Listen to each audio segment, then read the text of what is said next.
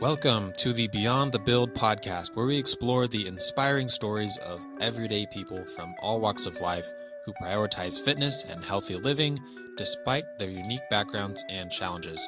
Through honest conversations about their upbringing, personal growth, and their relationship with food, each episode aims to eliminate excuses and empower listeners to take ownership of their health by showing that someone just like them is already doing it. If you enjoyed today's episode, please like, comment, and share it with someone who can find value in it. And with that, sit back and enjoy the show.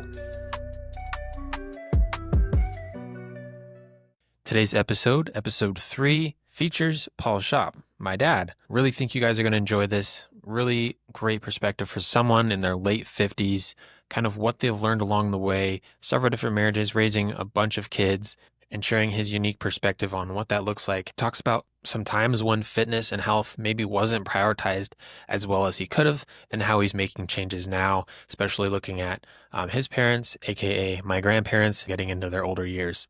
And really excited for this episode 3. Let's get into it. Okay, well, welcome to the show. This is episode 3 of Beyond the Build. Today we have a very special guest. This is my dad, Mr. Paul Schopp.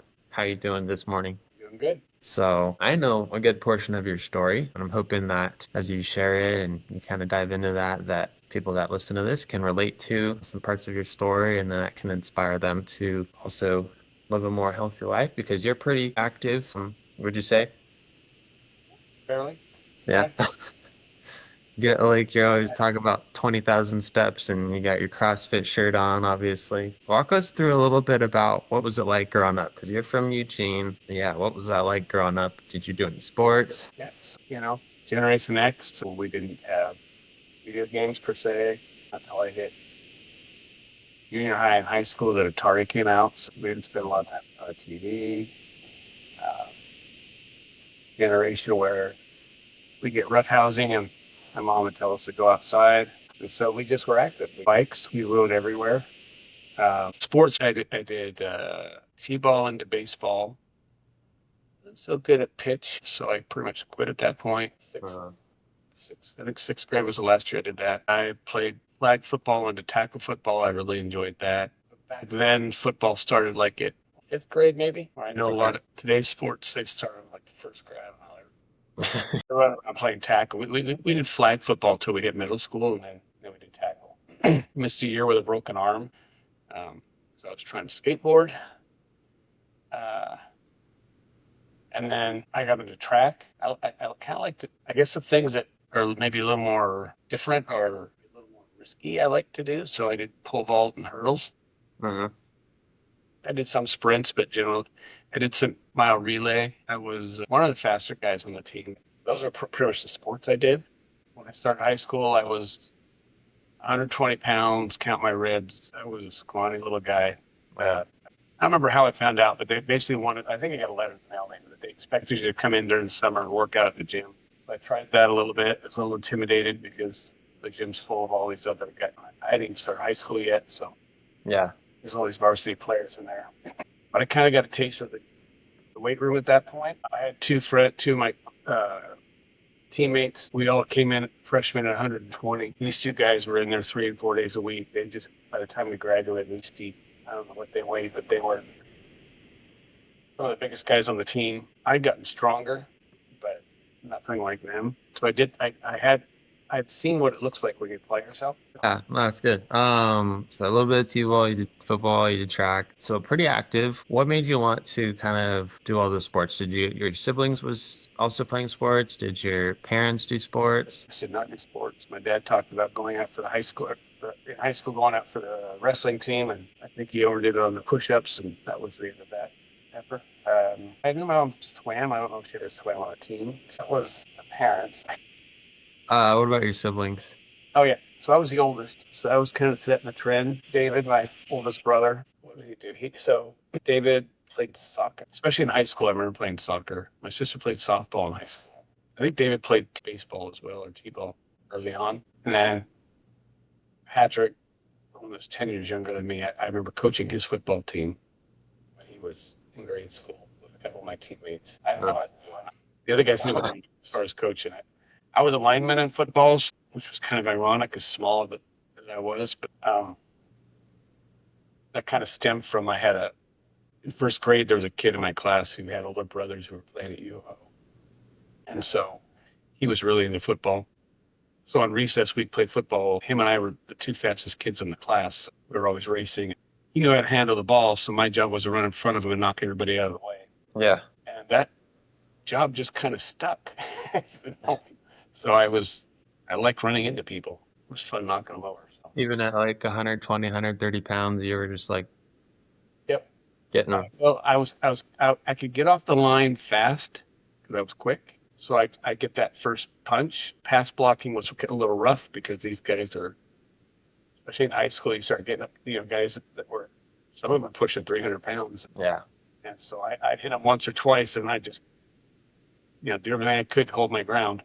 Yeah. So maybe part of it, like you just had, your friends, sounds like we're also just kind of doing sports, and that's just what I the think thing to do with. Yeah. All my friends were doing sports, so I wanted to. And, yeah. And fast forward a little bit, you've kind of built a business for yourself. You got your, home maintenance and all that. That's obviously very time consuming, raising several kids. How did you stay active with so much going on in your life, spinning so many plates? I mean, this is your logo right here for your company, but it's a lot to manage with time, with, the mindset of just having a standard for yourself. Some people kind of lose that as they get older, but how did you, what'd that look like for you? I think the 20s and 30s, I just didn't do well at that. Yeah, no, I remember roughhousing with my brothers a year and a half younger than me. And when I got out of high school, I was aware that I was no longer active and he was. And I could see that shift. Kind of just kind of weird to talk about roughhousing at 20, but boys. That's who we were. We were always roughhousing. It's like wrestling. Yeah, and that kind of died off over time, but every now and then you get a little. And he kind of ended up going his direction, I went mine. So it wasn't really something we did a lot of. But I think, too, once started having kids, that took a lot of time, plus work. Work was physical, so that was one way, although driving around all day and eating Burger Kings and McDonald's for lunches and breakfasts and sometimes dinner wasn't very conducive. So I think I was lucky to be blessed with a fast metabolism, which in my youth I was not very appreciative of because I do remember somewhere in the 20s I was in the gym, and that was between marriages. I had partial custody of Emily, my oldest. So I was kind of living more of a single life. I was going to the gym there, and I remember I even got a trainer and trying to eat enough calories. And I was making myself sick trying to eat that many calories because I just couldn't. I had a hard time getting enough calories to build the muscle I wanted to build. Did they give you like a meal plan, or what did that trainer include? Yeah, meal plan. Yeah. And I know part of that was, there wasn't like protein shakes, they're more like meal replacement shakes. They were balanced. And so I would drink those on top of the meal I ate to basically, because you could eat more calories in. It was easier to eat more calories in if you drank it. So I would do that. I had some gains, but I had a workout buddy of mine that was probably about a foot shorter than me. And short guys can pack on muscle. They don't have the long arms. Yeah, they can get built really quick, but they can also get fat really quick. So they got to be kind of on it. Yeah. Yeah, we were probably about as strong as each other, but he just looked way better than I did with it. And we worked together too. So I do remember one time we were cleaning windows, and this was kind of early in my business, but it was hot out, and we decided we're going to work with our shirts off. And I remember the guy came from across the street saying his wife wanted a quote, but wasn't really sure if she wanted us to clean, if she wanted a quote because she wanted to clean windows or because she wanted us on her house. And I think that kind of hit me as like, oh, maybe I'm not looking too professional right here. But Yeah. So the husband came across the street? yeah, the husband came across. That's funny. My wife wants you to clean her windows. Wink. Yeah. So I guess for a moment there, I did have it, but then when you guys came along, you and your three siblings, and I was working. Well, yeah, really putting in a lot of hours and just trying to put food on the table and pay the bills and get ahead. I wasn't a whole lot of wasn't very active at that point as far as exercise. I did so somewhere around being well, and then my metabolism started shifting. Kind of a gradual thing. You don't really realize it happens until one day you look in the mirror. It's like, oh my god. Yeah. But I've never been overweight's never really been a challenge of mine. I mean, it's a little more of a struggle as I've gotten older, but not. I don't feel like I know some people that really struggle with obesity. That hasn't been me.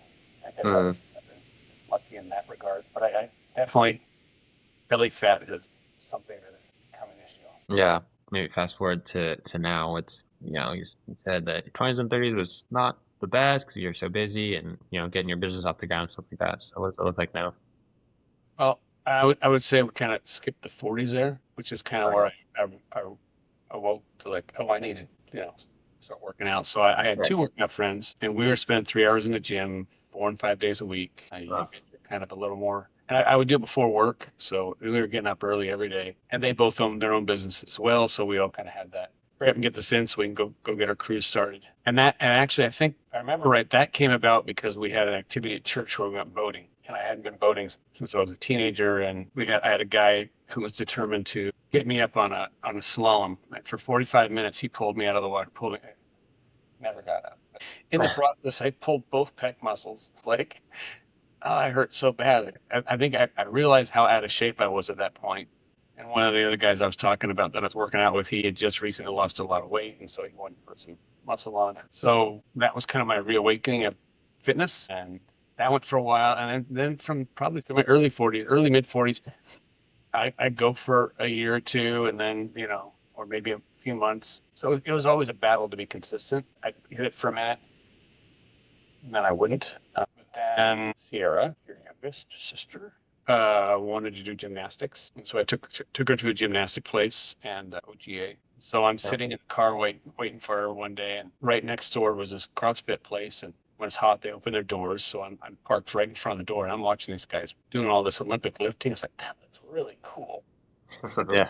I've seen that on TV. I don't know how to throw weight over my head like that. Yeah. So that kind of caught my attention, and I would say that I went in shortly after, and that was kind of I really enjoyed that. The community of the CrossFit. You walk in and everybody's friendly. I'm not the most outgoing person, so being in a room of everybody just kind of knows each other makes it easier to talk to people.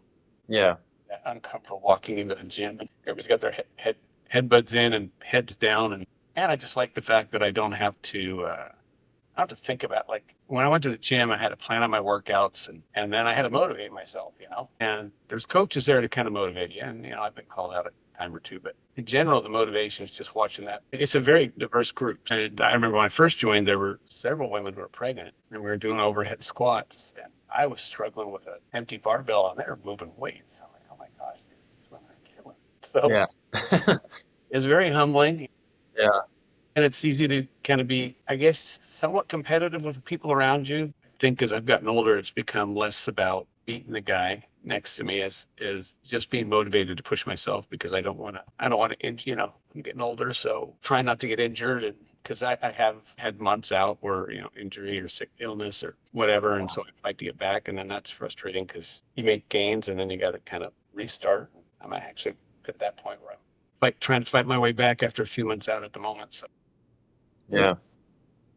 but it's always, and then, after marrying Tommy, and she took this on with me. And so now I've got a partner. The hardest part about it is just getting to the gym. Yeah. Waking up early. Because you Yeah. guys, you guys still go before work? We try, especially now that we live in Vancouver. It means, getting up at 4:15 to get to the 5:30 class, to get to the office by just after 7 or so. I prefer the after work. I don't know.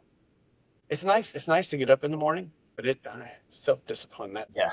that's a tough one. Especially the colder months, and you're just like, I don't Yeah, want it's to get dark out of outside. bed. Yeah. I mean, it's one thing when you can't see the sun cracking through the blinds, and that's a little easier. But like right now, yeah, Dark, it's yeah, cold. you don't see the sun until you're already done with the workout. But it does feel nice to get into the gym, and or to get to work and realize I've already been up, worked out, and there's people stumbling into work like they just rolled out of bed. Yeah. You're rolling.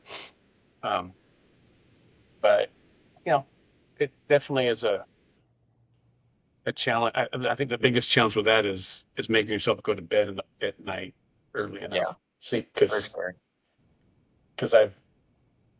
I think one of the other things I've started doing is I've got this fitness guy watch, and so making sleep a priority. And so that means obviously I'm going to get up at 4 in the morning. I got to go to bed somewhere around 8, or between 8 and 9. So that's I guess too, because life is in some ways slowed down. All you guys are out and on your own, Yeah.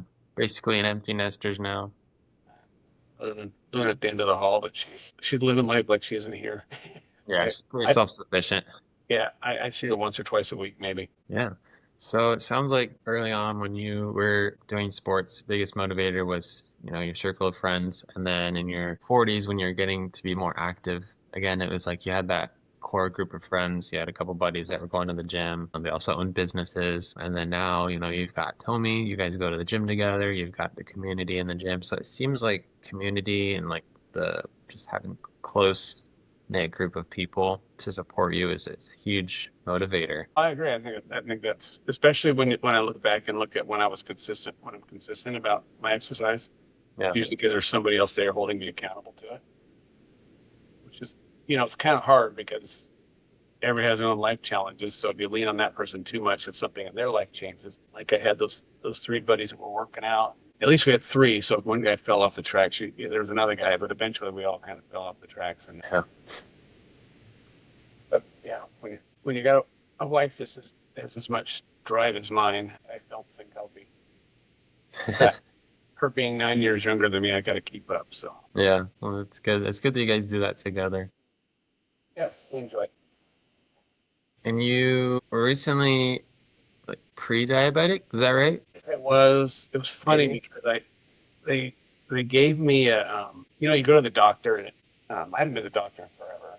And getting older, well, I need to go get checked up. So you had to make so I went in for a checkup. Well, they do all the blood work, but now it takes so long to get back for the follow up. So it was like at least 3 months, if not longer, before I got to go back and the doctor reviewed the blood results. In the meantime, the lab sent me the blood results. So I'm looking at all these numbers trying to make sense of it all.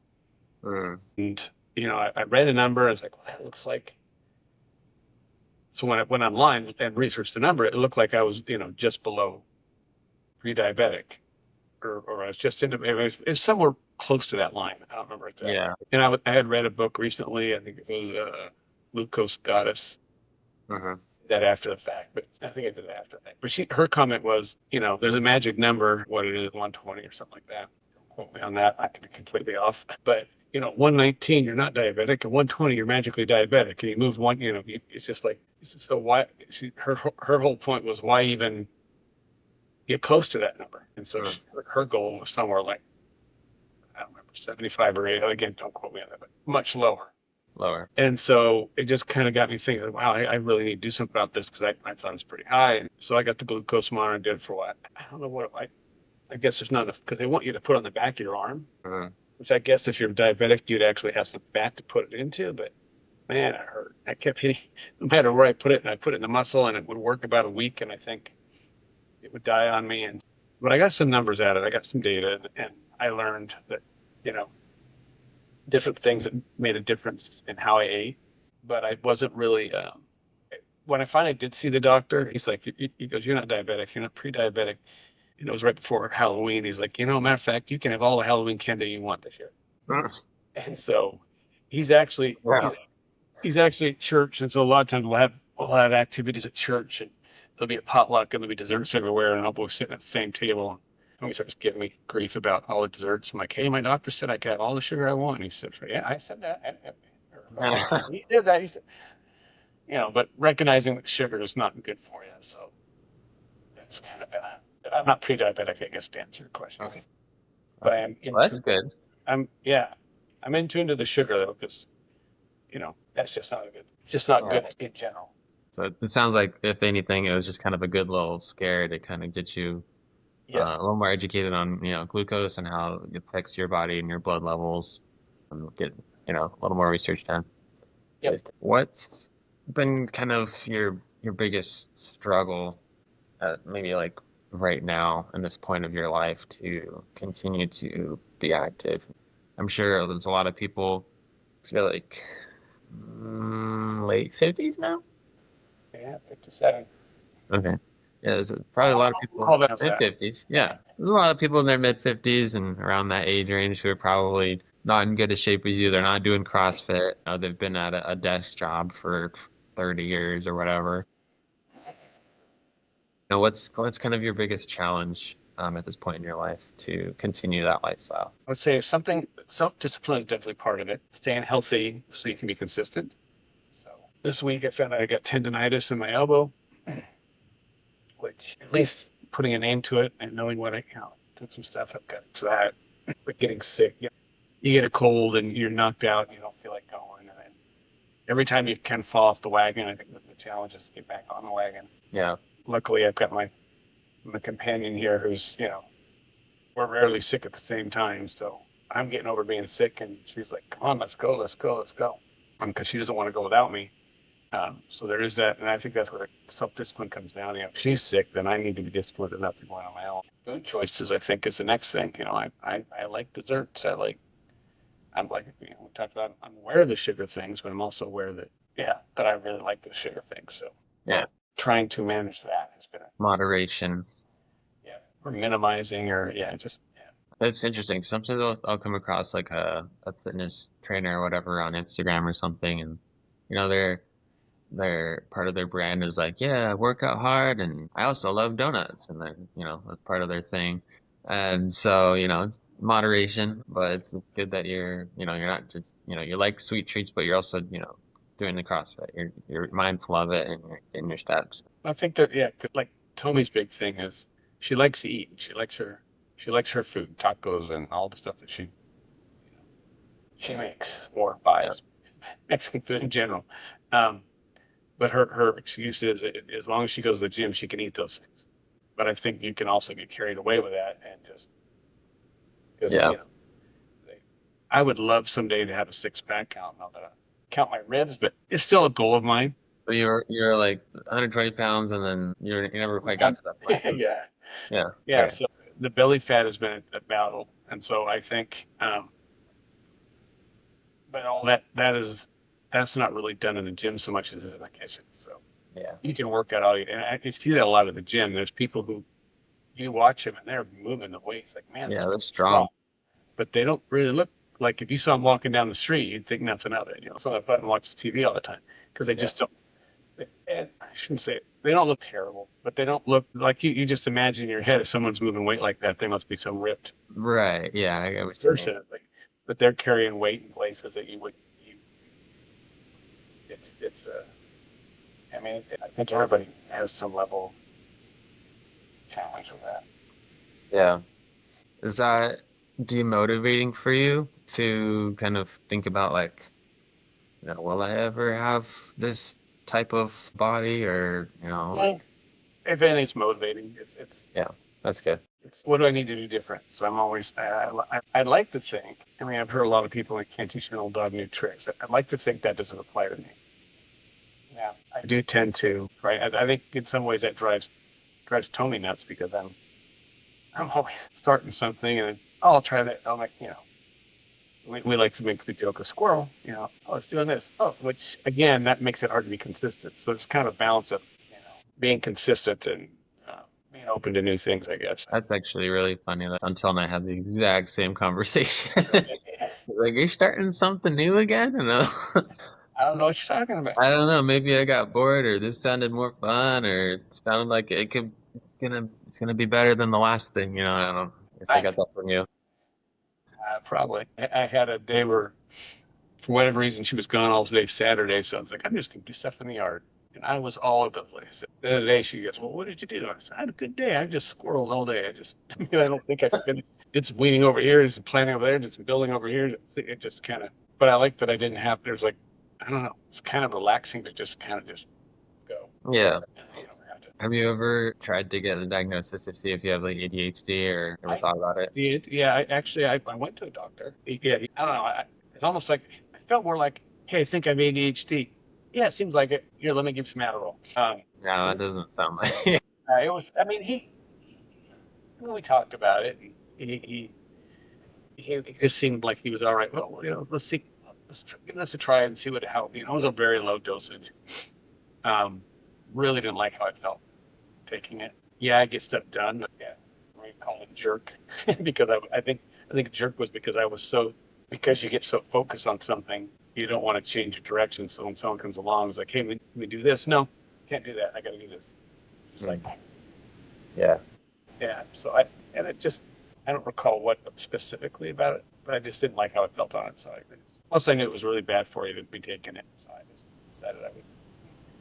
Yeah, that's really interesting. I hear from a lot of people that, obviously, modern medicine is great, and it's extended our lifespan and stuff like that, but kind of the healthcare system sometimes, I don't know, I'm sure that doctor was doing everything he was taught, but sometimes it's like they're just there to give a bill or a pill, I think for the most part it's a net positive. And I like to think that a lot of doctors out there do have, the best intentions, but they're not really trained on preventative health. It's more so just like diagnose and let's fix it. I guess what's kind of been you've been reading a lot of like the Glucose Goddess and then like Peter Attia with like Outlive and stuff like that. How has your mindset sort of shifted as far as like your responsibility for your health, or maybe just how you look at health in general, or maybe the healthcare system? Has that changed at all? Well, I think being self-employed for the majority of my life, I more or less not had health insurance. Yeah. I think when you guys were younger, we had Oregon Health Plan for you guys, but I don't even think I had insurance on myself.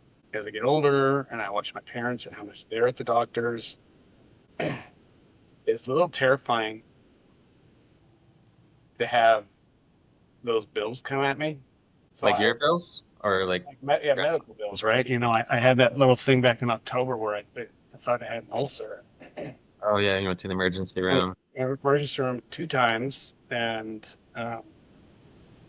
it's over 10,000 in bills. Yeah. Yeah, and I'm thinking, man, what if I was, I see these people in there all the time.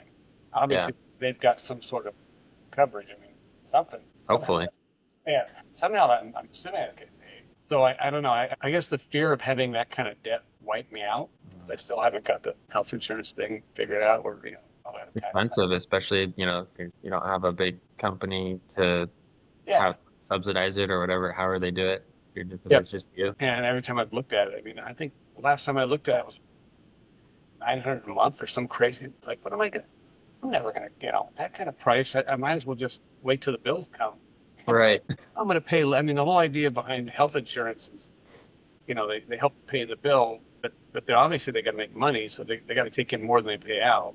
So I guess as long as I stay healthy-ish, if I go in, a couple times, once or twice a year to the doctors, I end up paying a three, four, $500 bill. That's nothing compared to whatever. Even if I got something as low as 500 a month or something, Yeah. that's one visit Compared to the to doctor. like, Yeah, yep, yep. just a lot.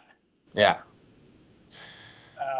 But I think anyway. So I think the big motivating factor there is I want to stay healthy, so I don't. That's one part. But the other part is, and I think my major driving, I'm getting older, and they talk about being over the hill. And it never quite hit me what that meant until I turned 50, and it's like, oh, I guess you're pretty much guaranteed that you've got less life in front of you than you do behind you. So that would be you're on the downward slope, which is a little terrifying because you're like, oh wait. And so you start thinking back, oh, I'm just getting started. Wait. I got all these things I want to do. Yeah. So then I was kind of in that mindset for a while. Like, I got to hurry up and get stuff done. And I think one of the phrases that really stuck with me in the Peter Attia book was the health span, not lifespan. I was focused on lifespan, but then especially watching my parents in their 70s or in their 80s now, Yeah. and they're very fragile. And it's like, man, I get to 80s, and I still want they're about 25 years ahead of me. So in 25 years, I don't want to be there. I still want to be active. I feel like there's things I want to get done. They're going to take me more than 10, maybe even more than 20 or whatever years to get to accomplish. So Yeah. I can't.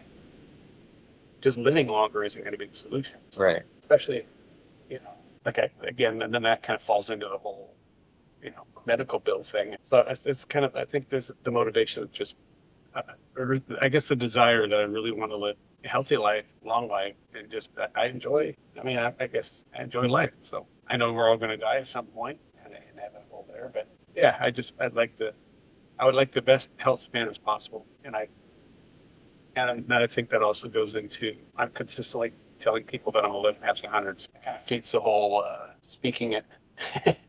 So Yeah. versus yeah, where you put your focus, I think that we're gonna start seeing a lot more people living past 100, Yeah, me too. just with everything with, stem cells, with just the way that people are realizing that the food pyramid kind of sucks, and it's like you don't want to be eating tons and tons of carbs for breakfast. Surprise. And yeah, just a lot of it's like it's almost easier, I feel like, today to be healthier, but it's also can be harder because there's so much education out there now and so many just, people like Huberman or like Atia, they have their podcast. So the access to information is so easy, but at the same time, you still have like that human nature of like, okay, I have this knowledge, but yeah, consistency and discipline is like a bigger factor than knowledge. And like, oh, I want to stay comfortable. That being said, I think, with the technology and things like that, the people who are more driven, I think we're going to see, a lot more people living to 100. Which it includes you. I'd say pretty driven and pretty, you have a goal, you stick to it. I think, like you said, I think the information's out there a Yeah. lot. I think they're always, it's a little, I will say on that front, it is a little confusing sometimes because you'll follow Yeah, something it is. and the other guy says something completely different. Like, oh, what? Well, wait a minute. So, yeah, which way do I go? There's that, but then I think beyond that, having the knowledge and applying the knowledge, that's where the rubber meets the road. And Yeah. I'm guilty of that. I've talked about the sugar thing. I think there's so much temptation out there, and hopefully, with the movements going on right now in the government as far as food, and maybe there'll be more healthy choices on the shelves at the store. Maybe make it a little easier to make the right choice. That would be nice. I feel like right now, to make all the right choices, because it's also financial. I mean, organics more expensive. All these things are more expensive, right? Because it costs more. There's a reason why we've come up with all these different ways to process food. It's to get as much food out there to last longer, to be cheaper, so we can feed more people. Mhm. Unfortunately, it's been at the cost of our health. So Yeah. our health, our health span versus our life and our lifespan, I guess, really, right? Because it's also Yeah. people are dying from lots of diseases. There's, I think it's going to be a challenge to make things to keep, because then if you make food expensive, now you got people who just don't give enough food because it, you know, they're taking all the cheap stuff off the shelves. Yeah. I heard something, I think it was yesterday. They said one of the reasons why a lot of people, at least from our perception in America, a lot of people in Europe, it's like, oh, like, why are they like more healthy? And like, they just get their stuff from like the market down the street. And she's saying like part of it is that geographically it's just different. Everything's a lot more close together. The US is so like vast. Like in Europe, they have, you go on a 4-hour road trip, you're in like 3 different countries, but here it's like you're in the same state. And so everything's just a little bit closer, and I think some part of the system that they have is they have systems in place where they subsidize or just make it easier for like the local market to be able to give like a affordable, produce and stuff like that to people. But here it's like it's kind of hard. You have to like go out of your way to find the farmers market, and it's only on like Saturday, and big box stores kind of dominate over here. But it's something interesting. Being West Coast, and you're not quite West Coast, but you're not East Coast either. I'd imagine it's. I know the East Coast is a lot more compact, so I'd be kind of interested what that looks like and how that. Because it's not like you would see. Like here, you go to a Fred Meyer and Winco, and you just. But if you're in downtown New York or something, I don't know how that works. I often wondered about that. You've got all this. Yeah, you don't really have like this massive Yeah, warehouse Costco every 10 minutes in New York yeah, as there are other places over here. yeah. So I don't know what that. That's obviously got to be a different scenario. Yeah. Getting close to time here. One question that came to mind was, how does your relationship with God and like your faith affect how you see maybe your responsibility for your health and to take care of your body? And do you think that like if you didn't have a faith, would you make different lifestyle choices? Well, the biggest thing comes to mind when you mention that is being a member of the Church of Jesus Christ of Latter-day Saints. We have the Word of Wisdom, which talks about healthy things, not smoking, not drinking, everything in moderation. I mean, those are the kind of the guiding principles as far as health goes. Yeah. Though I didn't grow up with that. I grew up Catholic. That stuff wasn't mentioned. So that would be, even though I have faith in the same God, it's still basically a different faith. So I don't know that faith is, or I should say, I don't know that a different faith would have made me on a different path because obviously I changed midway anyways. I do think it definitely gives me a frame of reference as I'm making choices. So my recent Squirrel, I guess you'd say, started a carnivore diet 2 days ago, Oh yeah. which is not a moderation in all things. So Yeah. in the back of my head, Also, yeah. So I'm like, okay, maybe this isn't the perfect choice longevity wise, but it's definitely a wrestle in my back of my head that I'm thinking, okay, maybe I did this for a while and I shift into something a little more moderate. maybe you'll get that six pack and then you'll just transition back into Yeah. Well, regular. I've already decided that my fallback is if this gets too much, I could just move into something more like add some vegetables and fruits, and still try to be mindful of the sugars and the carbs and which is hard. Like today, Tony wanted pancakes. I'm the pancake maker. Yeah. So I don't know. I never smoked. I basically already stopped drinking before I joined the church. So while that may keep me from trying the occasional beer or something here and there, though I don't I think the biggest challenge for me would probably be the whole coffee thing because that was the hardest thing for me to give up when I changed. So plus you're always hearing, oh, coffee's good for you. Well, it's not that good for you. Well, that's good. So well, Yeah. I'm going to lean into the word wisdom and just like, okay, stay away from coffee. But I do enjoy, which is again another squirrel I just tried. This last night I got it because I'm trying to find something to kind of counteract the meat. Yeah. One of the things they said you can get black coffee, which obviously I'm not drinking coffee, but I found that you can get cacao and basically drink that like coffee. So that showed up last night and I tried that. Definitely need some milk to put into it. Yeah. It's like 100% cacao. Yeah, and water. But Yeah. it was something that wasn't meat, so I still enjoyed it, and there was a little bit of a. I guess it's not caffeine. I mean, there's very minimal caffeine in it, I think, but there Yeah. is because I know it has some caffeine. But it definitely felt awake and alert. So maybe that'll be my energy drink. Yeah. That's something I definitely had to give up was energy drinks. There's like this, it's like toasted barley or grain or something. It looks kind of like coffee grounds. Have you tried that one? Yeah, pedal. PPERO. Yeah, I have like a different brand one in our place as well, but same thing basically. Sometimes I'll put that with water. It kind of tastes like coffee, and then I'll put like half a teaspoon of like cacao just for the antioxidant properties and stuff. Hmm. So it's kind of like a mocha, but I mean, so that I I don't know was if that's too many carbs for I don't carnivore. think I'm thinking that I probably couldn't do that one because it has barley, but at least with a carnivore diet. But But it's like such a small amount, I know. I don't know. I could look into it. I Google it and see what it says. I could make a mocha. Yeah, because I think you can, as long as you stay under like 20 or 30 carbs for the day, like you're still good with carnivore. On things like I ate a bunch of shrimp the other day and they had some carbs in them. I watched my calorie count and I was like, where did those carbs come from? I was like, oh, the shrimp. Interesting. I was going to say the reason I like to drink the Pedro is because I like to put the different seasonal creamers in there. Yeah, the creamers with all the sugar. Right. Yeah. So Yeah. that's not going to work for me.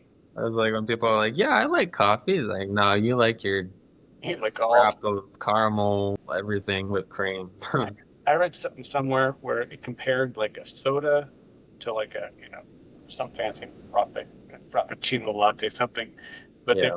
all the calories there was a lot more calories in that coffee than there was in a soda. Yeah. It's crazy. Well, I have an appointment after this, but just wanted to say thanks for coming on and taking some time out of your busy life. And obviously, I know your story pretty well, but I think it's good for to get your story out there on a platform like this, and hopefully your story can impact some people who are maybe similar age range or they're small business owners and they're empty nesters or similar background, and hopefully they can grasp some inspiration from that. That can help them to make some better choices. Yeah, I'm excited to sort of just build build community. I think that sometimes the podcasts where you listen to like these gold medalists and like these people who are like, I listened to an interview of Kobe Bryant. It was amazing, but like he's on such a high, different level, and sometimes it's hard to relate. So Yeah, sure. yeah, but I want to acknowledge you for everything that you've kind of accomplished and that you stand for. You built your business, you raised bunch of kids from different marriages and different points in your life, and you're kind of this great example of just being steadfast, persistent. It's like when they test the bravery of a bull, I think they the level of grade that they give it is how many times it continues to charge at like the guy with like the lance or the sword and continue to get poked. And they're like, it's the persistence, and then if it keeps going, going and going and going, it's like a higher tier of bull or whatever. But it kind of makes me think about you. You're that high tier bull. You're just always like, again, again. I failed. Oh, I messed up. Oh, I made a mess again. And so, thank you for your example. And I know you're gonna live to 100 and beyond. And yeah, thank you for coming on the show. Yeah. Thanks for having me. Talk to you later. All right.